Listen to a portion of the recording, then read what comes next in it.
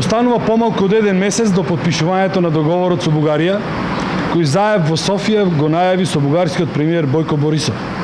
А македонскиот народ нема никаква информација што содржи истиот. Единствено се познати контурите кои ги спомена Заев, а тоа е бришење на учебниците и согласноста дека Македонија и Бугарија имаат заедничка историја. Што ќе се брише од учебниците по историја? Дали Македонија во минатото имала своја собствена историја? И дали македонскиот јазик официјално ќе биде признаен, останува енигма.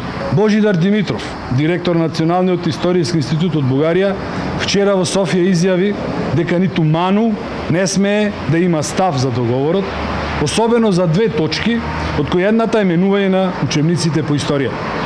Образложението на Димитров е дека академиците знаеле дека Заев ќе ги избркат од работа ако тргнат против него. Па затоа наместо да ја бранеле државата и државните интереси, си ги бранеле работните места. Според Димитров, во Ману седеле луѓе кои кога ќе им дадеш пари, ќе се пишат бугари, па затоа не ги коментираат, ниту пак имаат став по однос на договорот со Бугарија. ВМРО најостро ги осудува ваквите антимакедонски ставови. Ваквите настапи се понижувачки и мора да бидат осудени.